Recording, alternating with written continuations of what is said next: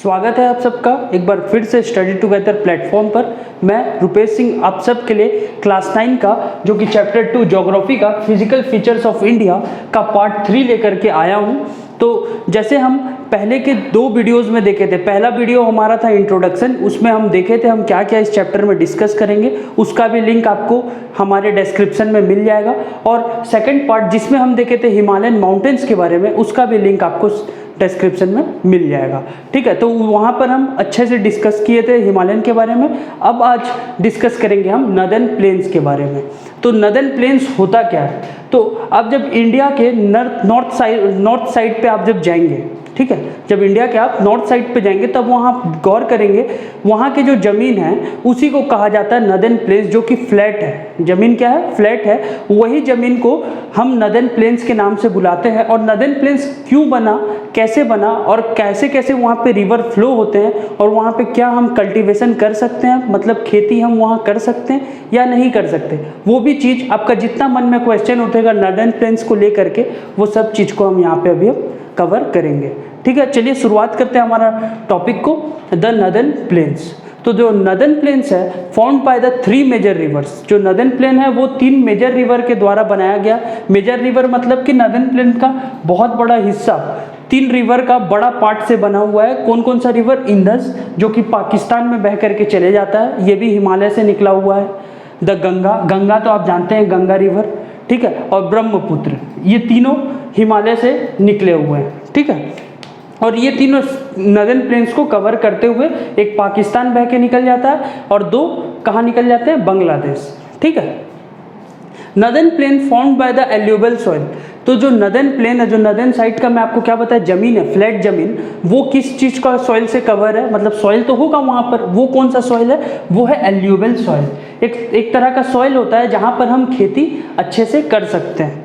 ठीक है, ये बहुत रिच सॉइल होता है। ठीक है, एल्यूबल सॉइल आपको नदर्न प्लेन्स में मिलेगा, जो कि करीबन 7 लाख किलोमीटर स्क्वायर तक फैला हुआ है। इंडिया का जो नदर्न साइड है उसमें हम देख सकते हैं 7 लाख किलोमीटर स्क्वायर तक वो फैला हुआ है। ठीक है, plain is about 2400 kilometre long and 240 to 320 kilometre broad, which is agriculturally productive.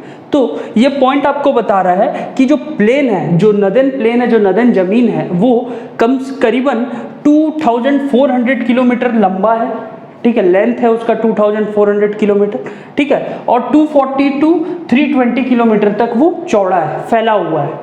ठीक है, मैं क्या बोल रहा हूँ आप समझ रहे होंगे। लॉन्ग मतलब क्या होता है? आप सब जानते हैं, मैथ पढ़े हुए हैं, लेंथ होता है। और ब्रॉड मतलब क्या होता है? ब्रेड्थ होता है।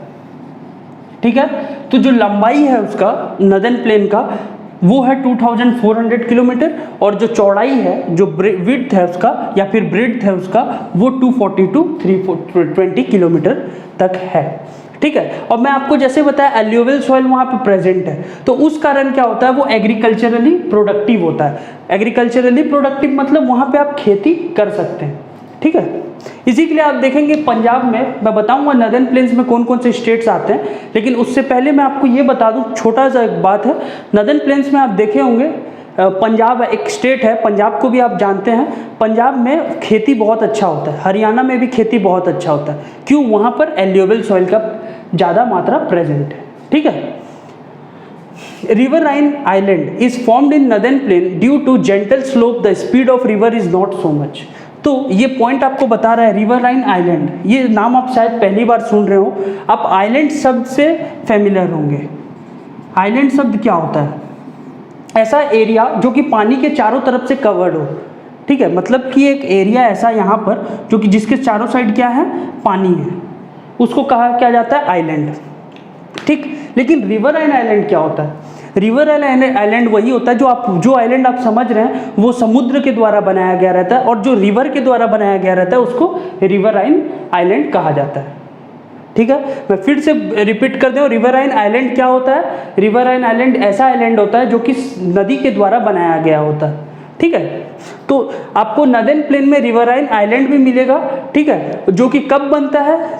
जब हम जेंटल स्लोप, मतलब कि एक नॉर्मल सा स्लोप मतलब क्या? ढलाव। ठीक है, नॉर्मल सा ढलाव जो होता है उसमें जो पानी का जो स्पीड होता है वो उतना तेज नहीं होता है। पानी का जो स्पीड होता है वो उतना तेज नहीं होता है, जिस कारण क्या होता है, जो आपको ये भी बता दूं, जिस कारण क्या होता है वो स्लिट बहाते लेके आते हैं। स्लिट मतलब क्या होता है, जो नदी के अंदर में जो मिट्टी जो बहता है ना उसको स्लिट कहा जाता है। और वो स्लिट क्या करते हैं, नदी को पार्ट पार्ट में बांट देते हैं। मतलब कि अगर एक नदी ऐसे बह करके आ रहा है, वो क्या लेकर के आ रहा है, स्लिट। स्लिट का स्पेलिंग ये है SLIT, ठीक है। वो क्या लेकर के आ रहा है, स्लिट। तो मान लीजिए एक पॉइंट पे पहुंचेगा ऐसा जहां पे बहुत सारे स्लिट इकट्ठे होंगे और वो क्या करेंगे, नदी का रास्ता को काट देंगे, ठीक है। ये क्या करेंगे, नदी को 4-5 पार्ट में डिवाइड कर देंगे। एक मेन रिवर इधर से फ्लो होकर के आया, एक मेन रिवर इधर से फ्लो होकर के गया और वो क्या किया, वो यहाँ पहुंचने के बाद इस पॉइंट के बाद उसको पार्ट में डिवाइड कर दिया। इसको क्या कहा जाता है, इस जो डिवाइड हो गया इसको क्या कहा जाएगा, डिस्ट्रीब्यूटरीज।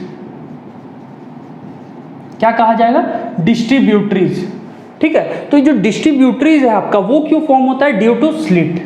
यही चीज मैं बताना चाह रहा था। और ये डिस्ट्रीब्यूटरीज के बीच में क्या होते हैं, जो जमीन बच जाते हैं, जो कि चारों साइड से पानी से कवर हो जाते हैं, उन्हीं को हम कहते हैं रिवराइन आइलैंड, ठीक है। तो एक एग्जांपल दो रिवराइन आइलैंड का, तो यहाँ पे एक है मौजली, जो कि ब्रह्मपुत्र रिवर बनाता है, ठीक है। ये आपको नॉर्थ ईस्ट इंडिया में आपको देखने को मिलेगा मौजली, ठीक है। Northern plain is divided into 3 sections. तो देखिए नदर्न प्लेन भी डिवाइड हो जाता है रिवर के कारण। बेसिकली रिवर का ही रीजन है वहाँ पर, जो कि वो पार्ट वाइज में इतना क्वालिटीज दे देता है किसके अंदर, नदर्न प्लेन्स के अंदर, ठीक है। तो नदर्न प्लेन्स जो है हमारा वो 3 सेक्शंस में डिवाइड है, ठीक है। जो पहला सेक्शन है वेस्टर्न पार्ट, जो जिसको हम कह सकते हैं western part of northern plain is called as Punjab. तो आप सबको पता है इंडिया के नॉर्थ वेस्ट साइड में, इंडिया के नॉर्थ वेस्ट साइड में, आपको फिर से मैं बता दूं एक बार डायरेक्शन, कंफ्यूजन ना हो आपको, ये नॉर्थ है, ये साउथ है, ये ईस्ट है और ये वेस्ट है। इंडिया के ईस्ट पार्ट में, इंडिया के ईस्ट पार्ट में यहाँ क्या है, पंजाब है, ठीक है। और जो हमारा पंजाब है वो वेस्टर्न मतलब नदर्न प्लेन का वेस्टर्न साइड में आता है। ये पूरा नॉर्थ का प्लेन है, नॉर्थ प्लेन का वेस्टर्न साइड में क्या आता है, हमारा पंजाब आता है। उसी को हम बोलते हैं पंजाब प्लेन्स। जो नदर्न पार्ट का, नदर्न प्लेन्स का जो पार्ट उधर है उसको हम क्या कहते हैं, पंजाब प्लेन्स। मैं क्या बोल रहा हूँ आप समझ रहे हैं। Plains formed by Indus and its tributaries lies in Pakistan. जो हमारा सेकंड पॉइंट है, मैं आपको पहले में बताया इंडस रिवर के द्वारा भी, इंडस रिवर का ही मदद से हमारा नदर्न प्लेन्स बनता है, ठीक है।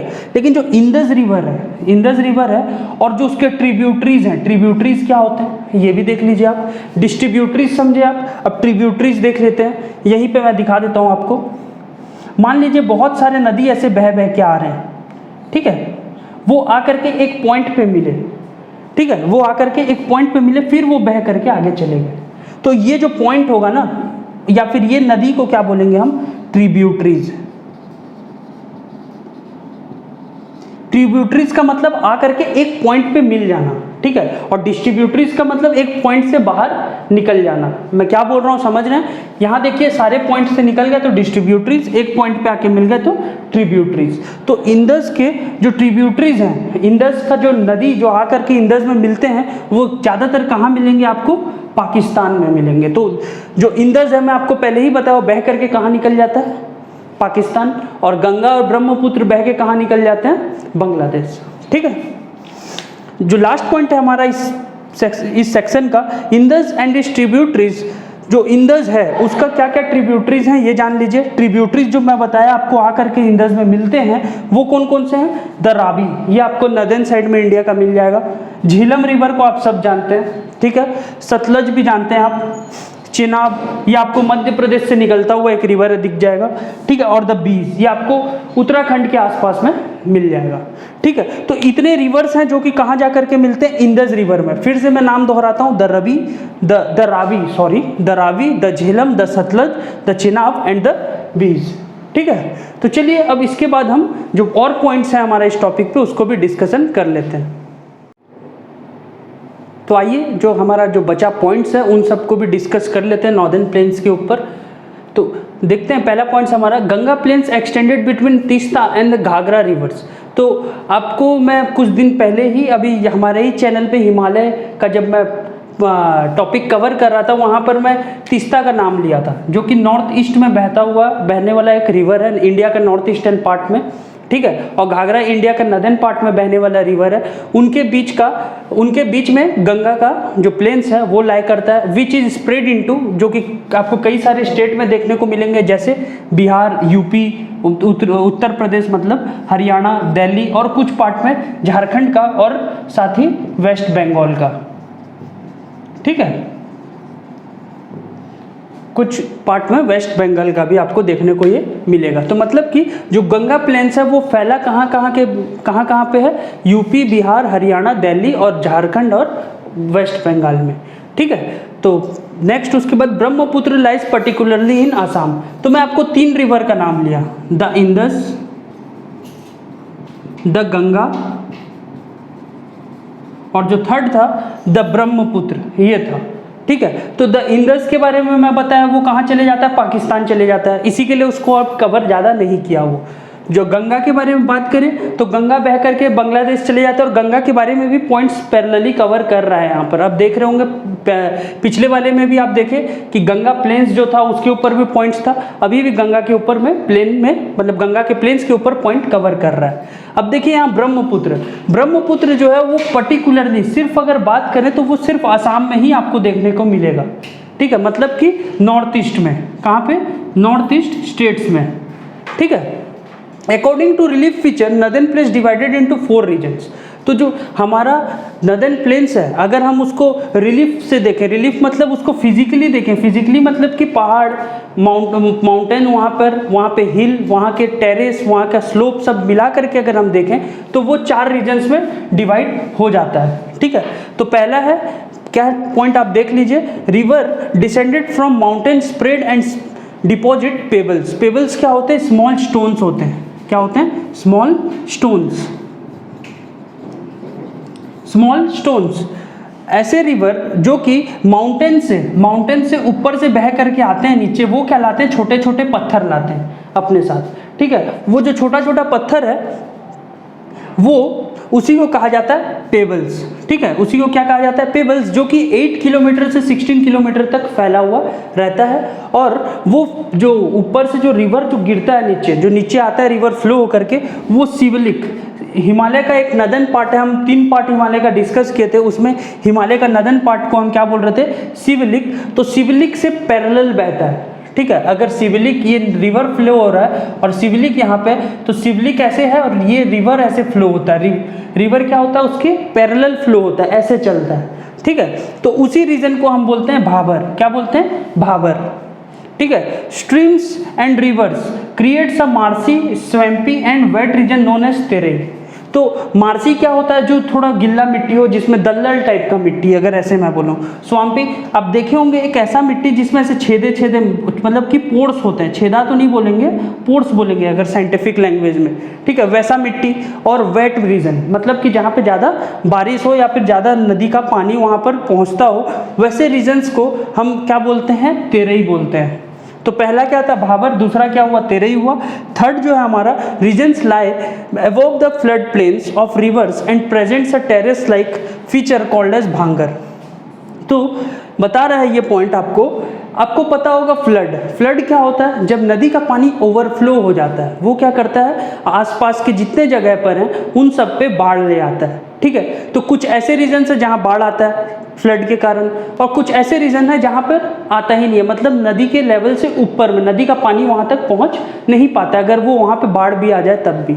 ठीक है, तो वही चीज़ यहाँ पे बता रहा है कि जोन से रीजन में जहाँ पे फ्लड नहीं आता हो, above the flood planes, flood plain के ऊपर जहाँ पे फ्लड आता हो वो फ्लड प्लेन है, उनके ऊपर वाले जगह पे फ्लड नहीं आता है, उसी रीजन के बारे में बात कर रहा है। और बता रहा है वहाँ पर टेरेस फार्मिंग होता है। अब जानते हैं टेरेस फार्मिंग क्या होता है, जो पहाड़ों में फार्मिंग किया जाता है ऐसे स्लोपी रीजन्स में, उनको कहा जाता है टेरेस फार्मिंग। और उसी रीजन को क्या कहा जाता है, भांगर। क्या कहा जाता है, भांगर। ठीक है, तो पहला हो गया भाबर, दूसरा हो गया तेरेई, तीसरा हो गया हमारा, थर्ड जो हो गया वो हो गया भांगर। तो हमारा लास्ट पॉइंट जो है इस टॉपिक का वो है, soil in the northern plains have calcareous deposit called as kankar. आप केमिस्ट्री में पढ़े होंगे एक एलिमेंट का नाम, जिसका नाम है कैल्शियम।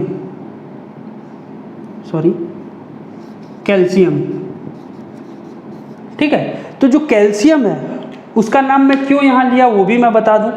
तो कैलकेरियस जो होता है ना, कैलकेरियस एक तरह का रॉक होता है, ठीक है। ऐसा रॉक जो कि अपने अंदर में क्या कंटेन किया हो, कैल्शियम, उनको क्या कहा जाता है, कैलकेरियस।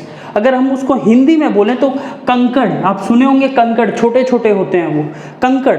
जो कंकड़ हैं वो कैलकेरियस डिपॉजिट्स होते हैं, मतलब कैलकेरियस रॉक होते हैं, जो कि कैलकेरियस रॉक जो कि कैल्शियम से बना हो, ठीक है। और उसको अगर हिंदी पे बोले हम कंकड़, वैसा भी रीजन हमको कहाँ मिलेगा, हमारे नदन प्लेन्स पर मिलेगा। तो मैं आपको 4 रीजन का बात किया। पहला रीजन था हमारा भाबर, जो कि कैसे बनता हो, जब रिवर्स ऊपर से फ्लो होते हैं, छोटे छोटे पत्थर अपने साथ लेकर के आए, जो कि 8 to 16 किलोमीटर तक फैल जाए, और पैरेलल फ्लो हो शिवालिक का, जो मैं आपको यहाँ पे बताया। शिवालिक क्या होता है, जो नदन पार्ट होता है हिमालय का, उसको कहा जाता है। और उस रीजन को क्या कहा जाता है, जो ऊपर से फ्लो हो और शिवालिक से पैरेलल हो, उसको कहा जाता है भाबर, ठीक है। और जहाँ पे मार्सी, स्वाम्पी और वेट रीजन तरह का, मतलब वैसा मिट्टी हमको पाया जाता है, उसको क्या कहा जाता है, तेरई, ठीक है। और थर्ड में क्या होता है, जहाँ जिस रीजन में फ्लड नहीं आता है, जहाँ पर हम टेरेस फार्मिंग कर सकते हैं, उसको क्या कहा जाता है, भांगर, ठीक है। और जो लास्ट हमारा रहता है वो होता है जो नदन प्लेन्स हैं, वहाँ पर एक तरह के खास किस्म के पत्थर छोटे छोटे पाए जाते हैं, जिनको हम कैलकेरियस डिपॉजिट्स बोला जाता है, कहते हैं। और उसको वो किस चीज़ से बना रहता है, कैल्शियम से बना रहता है। उसी चीज़ को हम हिंदी में कहें तो कंकड़ कहते हैं, ठीक है। तो हमारा इसी पॉइंट्स के साथ हमारा ये चैप्टर यहीं पे, चैप्टर तो नहीं, हमारा ये पार्ट यहीं पे ख़त्म होता है। तो हम बहुत जल्द आपके लिए पार्ट 4 भी लेकर के आएंगे, जिसमें हम डेजर्ट, इंडियन डेजर्ट, और एक नेक्स्ट उसी टॉपिक में ही छोटा सा इंडियन डेजर्ट टॉपिक है, उसी के साथ और एक टॉपिक को जो तो थोड़ा लेंथी होगा उसको कवर करेंगे उस पार्ट में। तब तक वीडियो को शेयर करें, लाइक करें, चैनल को सब्सक्राइब करें। Thank you.